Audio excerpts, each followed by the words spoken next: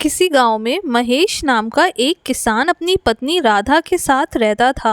महेश को मेहनत करना बिल्कुल पसंद नहीं था। उसे लगता था कि उसे बिना मेहनत के ही सब कुछ मिल जाए। एक दिन महेश खेत में काम कर रहा था। तभी खेत में काम करते हुए उसे एक छोटा सा संदूक मिला। उस संदूक में एक कागज का टुकड़ा पड़ा हुआ था, जिस पर लिखा था कि अगर तुम लालची नहीं हो तो तुम्हें हर रोज धन मिल सकता है, और अगर तुम्हारे मन में लालच आया तो तुम मुझे भी खो दोगे। महेश को कुछ भी समझ नहीं आ रहा था।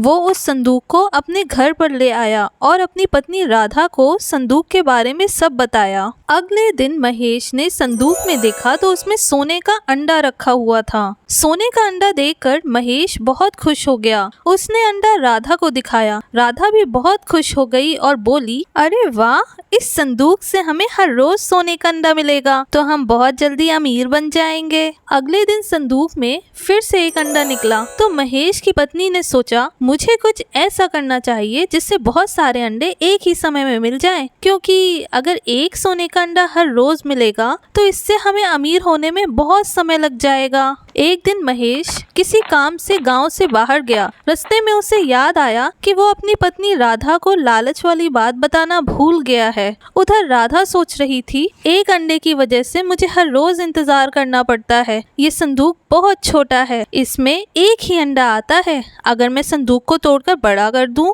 तो हो सकता है एक समय में मुझे बहुत ज्यादा अंडे मिल जाएं और मैं बहुत जल्दी अमीर बन जाऊं। राधा ने तुरंत संदूक को तोड़कर बड़ा कर दिया। अगले दिन राधा ने वो संदूक खोला तो उसमें कुछ भी नहीं था। इतने में महेश भी घर आ जाता है। राधा महेश को सब बताती है। तब महेश बोलता है, तुम्हें लालच नहीं करना चाहिए था। तुम्हारे लालच करने की वजह से अब हम वो भी खो चुके हैं जो हमें मिल रहा था। राधा को अपने किए पर बहुत पछतावा होता है।